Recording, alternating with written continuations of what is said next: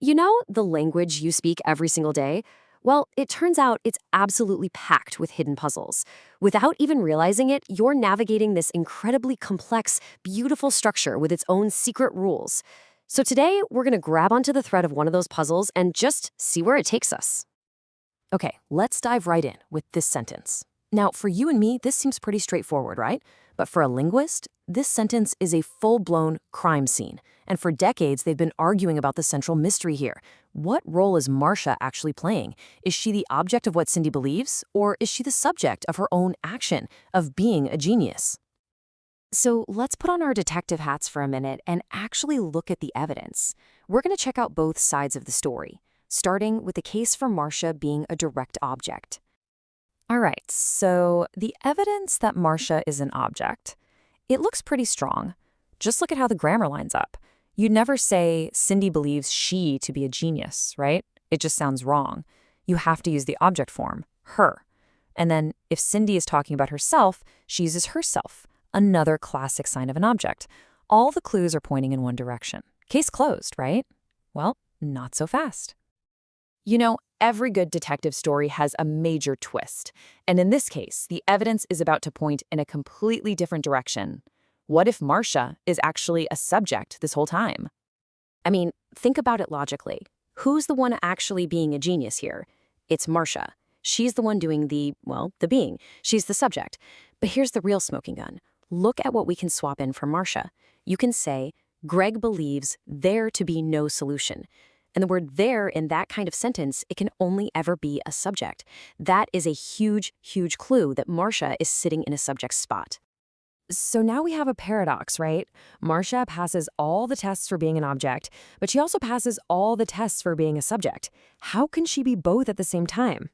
And this isn't just some fun little grammar game. This gets to a fundamental question about how our brains actually build sentences from the ground up.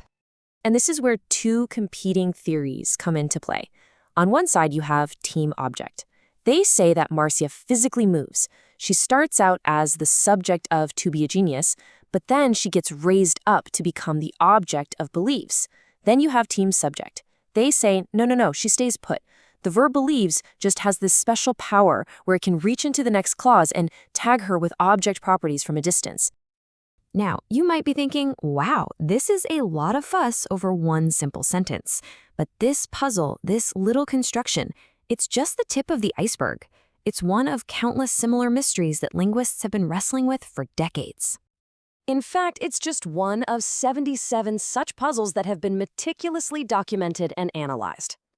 And each one is like its own little cold case file, a linguistic mystery that when you really look at it, reveals a tiny piece of the blueprint for human language itself.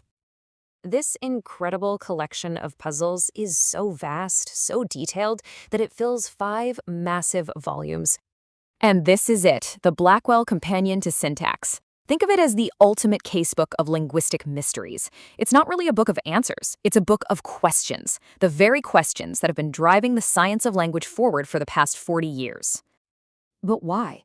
Why would scientists spend so much time and energy creating a giant encyclopedia of problems? Why is it so important to document all these tiny, intricate puzzles?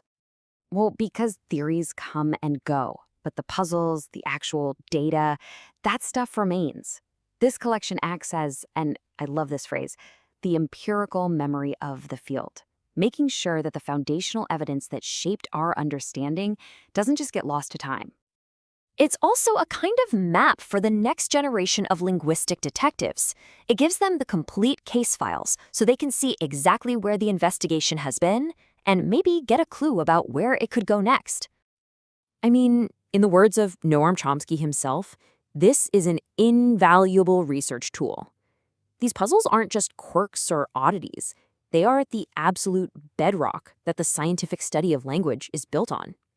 So what's the big takeaway from all this? It's that linguistics isn't about telling you how you should talk. It's about figuring out the incredibly complex system you already have running in your head.